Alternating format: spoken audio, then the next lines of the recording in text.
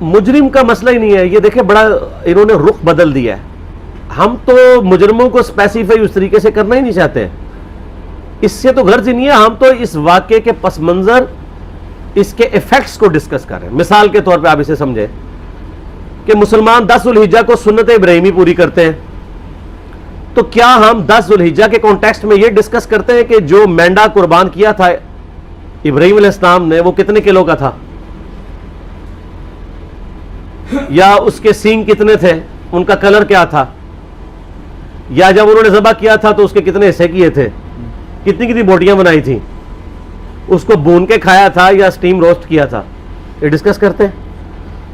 یہ انٹرسٹ کی چیزیں ضرور. اصل چیز ہم اس تھیم کو فالو کرتے ہیں کہ ابراہیم علیہ السلام نے اللہ کے لیے قربانی دی.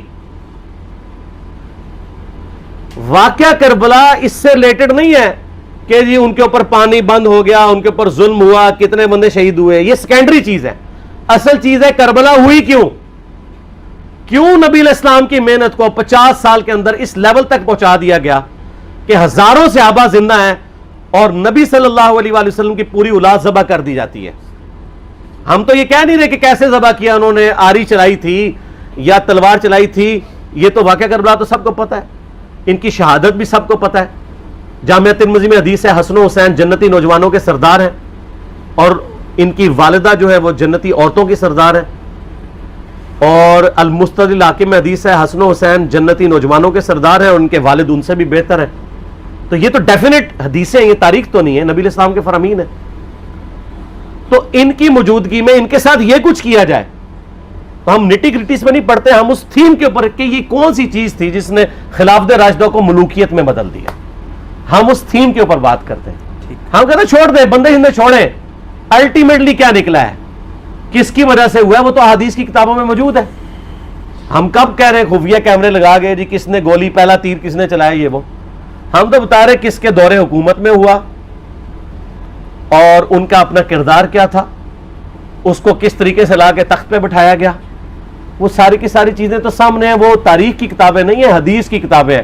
اگر آپ کہتے ہیں کہ بخاری مسلم سے ہم نے صرف رفع الیدین کی حدیثیں لینی ہیں یا ایمانیات کی حدیثیں لینی ہیں اور باقی جو بخاری اور مسلم میں آل امیہ کی بدماشیوں کو ننگا کیا گیا ہے وہ ہم نے نہیں لینی ہے, تو سر پھر آپ اپنے آپ کو کلیئر کٹ, پھر ہم آپ سے واقعہ کربلا نہیں ڈسکس کریں گے, حجیت حدیث میں بات کریں گے.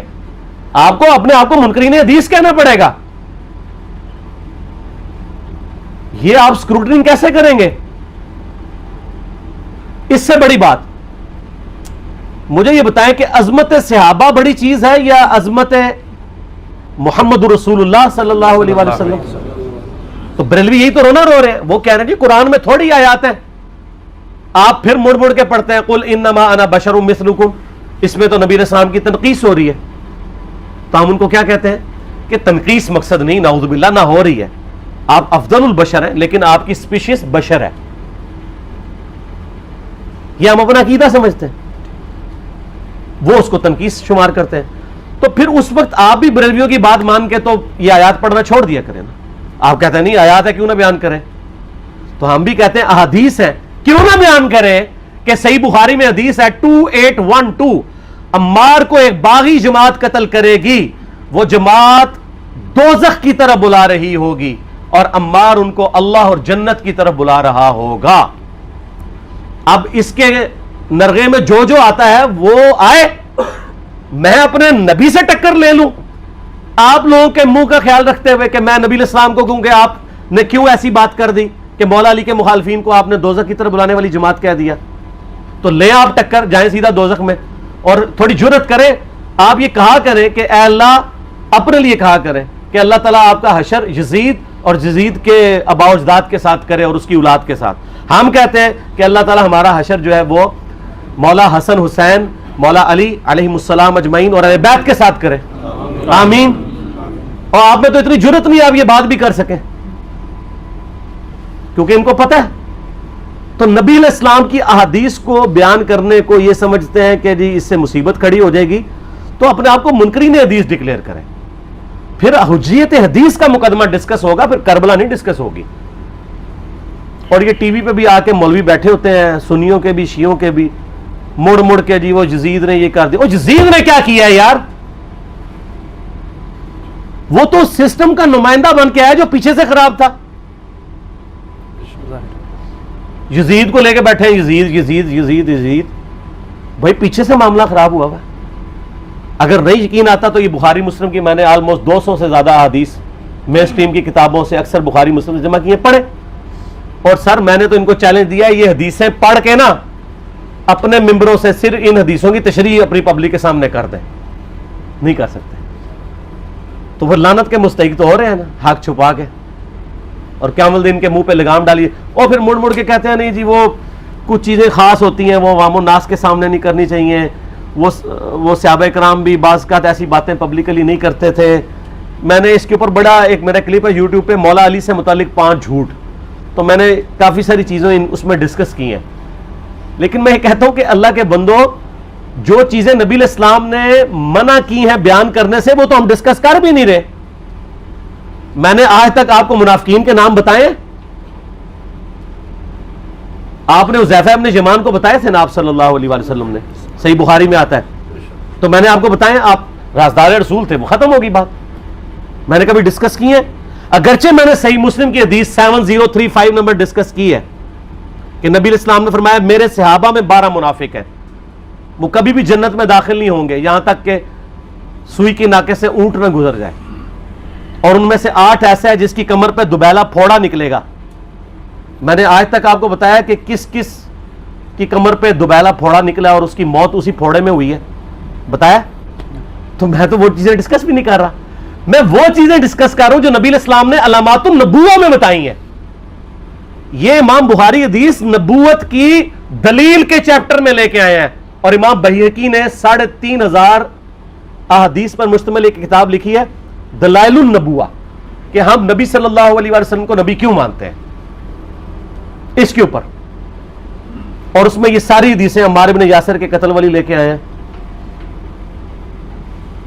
بتانے کے لیے کہ دیکھیں ہمارے نبی علیہ السلام کی نبوت کی دلیل ہے کہ آپ نے اپنی وفات کے آلموسٹ 30 سال کے بعد ہونے والے واقعے کو پہلے ہی بتا دیا. یہ حدیثیں چھپانے والی نہیں, بیان کرنے والی ہیں, علامات النبوہ کی حدیثیں. آپ کہتے ہیں چھپائیں, اگر کوئی حدیث دنیا میں نہیں چھپائی جا سکتی نا تو علامات النبوہ والی حدیث ہے, کیونکہ وہ تو نبی صلی اللہ علیہ وسلم کی نبوت کو جسٹیفائی کرتی ہے.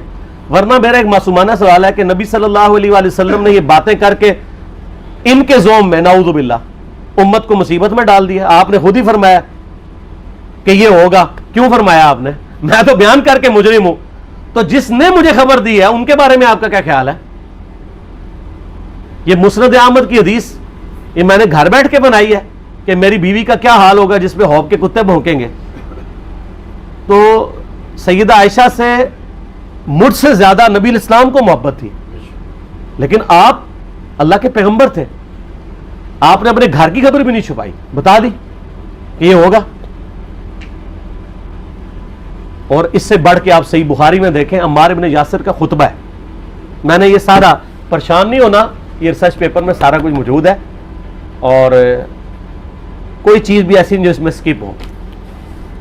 صحیح بخاری میں خطبہ ہے کہ عمار ابن یاسر کو مولا علی نے بھیجا کوفے میں. کوفے والے نیوٹرل ہو گئے تھے کیونکہ بصرہ سے سیدہ عائشہ آ رہی تھیں, اور وہاں پہ انہوں نے کہا نہ ہم سیدہ عائشہ کا ساتھ دیں گے نہ مولا علی کا دیں گے. تو عمار ابن یاسر کو تیار کرنے کے لیے, یعنی وہاں کے جو عوام تھی اس قتال کے لیے, مولا علی نے بھیجا. تو سیدنا عمار ابن یاسر نے وہاں پہ کوفے کے ممبر پہ خطبہ دیا. بخاری کے الفاظ ہیں, اوپر والی سیڑھی پہ عمار ابن یاسر نے حسن ابن علی کو بٹھایا, حالانکہ حسن ابن علی سے 4 گنا بڑی عمر تھی عمار ابن یاسر کی, 90+ ہو چکے ہوئے تھے, 3-4 گنا ان کی عمر تھی. لیکن اہل بیت کا احترام کیا, خود نچلی سیڑھی پہ بیٹھے. بخاری کے الفاظ ہیں کہ اے لوگو اللہ نے تمہیں آزمایا ہے, ایک طرف دنیا اور آخرت میں تمہارے نبی کی بیوی ہے سیدہ عائشہ, دنیا اور آخرت میں, یعنی عزت اپنی جگہ قائم. یہاں لوگ سمجھتے ہیں کسی کی غلطی آ گئی تو پتہ نہیں کیا ہو گیا, وہ یار اس کا مرتبہ اپنی جگہ ہے, غلطی اپنی جگہ ہے, پیغمبر نہیں ہے وہ. اور دوسری طرف علی ابن ابی طالب ہے. اللہ اب دیکھے گا تم عائشہ کی اطاعت کرتے ہو یا اللہ کی. علی کی نہیں، اللہ کی. کیوں؟ یا ایھا الذین آمنوا اطیعوا اللہ و اطیعوا الرسول و اولی الامر منکم. ان کا اولو الامر مولا علی ہیں، ان کی اطاعت واجب ہے. یہ اللہ نے آزمایا کہ اللہ کی اطاعت کرتے ہو یا عائشہ کی. اور آپ حیران ہوں گے، یہ حدیث امام بخاری حضرت عائشہ کی فضیلت والے چیپٹر میں لے کے آئے ہیں. اگر امام بخاری مشورہ کر لیتے نا ناسبیوں سے تو انہوں نے کہا تھا سر آخری صحیح رکھو، پچھلا رہن دو، بلکہ پچھلے والا رکھو آخری والا رہن دو. کہ عائشہ دنیا اور آخرت میں، وہ حدیث گھڑنے کا میں آپ کو طریقہ بتاتا ہوں، کاٹ چھانٹ کرنے کا. اور آدھی حدیثیں لکھتے ہیں نا، آدھی حدیث ایسے لکھتے ہیں امام بخاری کہ سیدہ عمار ابن یاسر نے خطبے کے دوران فرمایا کہ سیدہ عائشہ دنیا اور آخرت میں تمہارے نبی کی بیوی ہیں، بس. لیکن امام بخاری نے پوری حدیث لی ہے، آگے وہ بھی ڈالا ہے کہ اللہ آزما رہا ہے کہ عائشہ کی اطاعت کرتے ہو یا اللہ کی. جیسے آپ کے علماء کر رہے ہیں. صحیح مسلم کی حدیث 6488 آدھی بیان کرتے ہیں سارے مولوی، بریلوی، دیوبندی، اہل حدیث سب. میرے صحابہ کو برا مت کہو، اگر تم میں سے کسی نے احد پہاڑ کے برابر بھی سونا خیرات کر دیا اور میرے صحابہ نے ایک مد یعنی 600 گرام خیرات کی، آدھا کلو، اس کے آدھے کو بھی نہیں پہنچ سکتا. بس. حالانکہ یہ مسلم کی حدیث سٹارٹ اس سے ہوتی ہے کہ عبد الرحمن بن عوف کو خالد بن ولید نے گالیاں دی جھگڑے کے دوران. حالانکہ دونوں مسلمان تھے، دونوں صحابی تھے. آپ نے حضرت خالد بن ولید کو بلا کے ڈانٹا، فرمایا تم میرے صحابہ کو برا مت کہو. تو خالد بن ولید نے تو آگے سے نہیں کہا حضور میں بھی صحابی ہوں. ان کو پتا تھا کہ عبد الرحمن بن عوف نے اس وقت اسلام قبول کیا جب اسلام کا مطلب تھا مار، تکلیف اٹھانا. اور خالد بن ولید نے گولڈن پیریڈ میں صلح حدیبیہ کے بعد اسلام قبول کیا. میں اب تم لوگ یہ کر رہے ہو، تم لوگ اگر احد پہاڑ کے برابر بھی سونا خیرات کر دو، یعنی صلح حدیبیہ کے بعد والے لوگ میرے ان کے برابر نہیں ہو سکتے. اور جو فتح مکہ پہ معافی مانگ کے مسلمان ہوئے ہیں طلقاء، مؤلفۃ القلوب آل امیہ، ان کا تو لیول ہی کچھ نہیں ہے. یہاں تو خالد بن ولید کے بارے میں بات کی جا رہی ہے. اور پھر وہ مؤلفۃ القلوب اپنے زمانے میں ممبروں پہ سب و شتم کروائیں سیدنا علی پر. تو سب سے پہلے تو ان کو کہنا چاہیے جن کے بارے میں حدیث تھی کہ تم صحابہ کو گالی مت دینا. ہم نے تو خیر کبھی دی بھی نہیں ہے. اور میں یہ آخری جملہ ان کو ایسا بولتا ہوں کہ جو ان کے دماغ تک ڈرل کر جائے گا کہ آل امیہ نے جو کچھ اپنے دور کے اندر سیدنا علی کی گستاخیاں کی ہیں نا، ہم نے تو ویسی کوئی ایک گستاخی بھی آل امیہ کے بارے میں نہیں کی ہے. میں نے آج تک آل امیہ کے اوپر بائی نیم کسی کے اوپر لعنت کی ہے؟ حالانکہ یہ مولا علی پہ کرتے رہے. یہ ہے لعنتی خود ہو گئے نا، جب مولا علی پہ لعنت کی تو لوٹ آئی. مسند ابی اعلیٰ میں صحیح سند کے ساتھ حدیث موجود ہے، مسند احمد میں بھی موجود ہے کہ سیدنا علی کو جس نے گالی دی اس نے رسول اللہ کو گالی دی صلی اللہ علیہ وسلم. جب ام سلمہ نے کہا تھا، شیخ زبیر صاحب نے اس کو تحکیم میں صحیح لکھا ہوا ہے فوٹ نوٹ کے اوپر، کہ لوگوں تمہارے ممبروں پر رسول اللہ کو گالیاں دی جاتی ہیں، تو انہوں نے کہا معاذ اللہ، ہم کب کہیں گے، ایسا نہیں ہو سکتا. تو ام سلمہ نے کہا تم لوگ علی اور اس سے محبت کرنے والوں پہ گالی گلوچ نہیں کرتے ہو کیا؟ جبکہ میں نبی کی بیوی کہتی ہوں کہ سب سے زیادہ رسول اللہ سے محبت، سیدنا علی سے محبت نبی صلی اللہ علیہ وآلہ وسلم کرتے تھے. لہٰذا جب یہ تم کہتے ہو نا علی پر لعنت، علی سے محبت کرنے والوں پہ لعنت، تو یہ لعنت تو تم نبی علیہ السلام تک لے کے جا رہے ہو نعوذ باللہ، کیونکہ علی سے محبت کرنے والا پہلے نمبر پہ نبی صلی اللہ علیہ وآلہ وسلم ہے. اور پھر کہتے ہیں سب کا مطلب وہ تنقید ہے. اور نہ، پرانیاں گلاں، پرانے بابے، پرانے بزرگ، جھوٹے ہو. صحیح مسلم کھولو 6229 غدیر خم سے اگلی حدیث، لعن اللہ ابا التراب کے الفاظ ہیں، مٹی والے ابن ابی طالب پر لعنت، یہ الفاظ موجود ہیں. سب کا ترجمہ لعنت ہی ہے، تنقید نہیں ہے.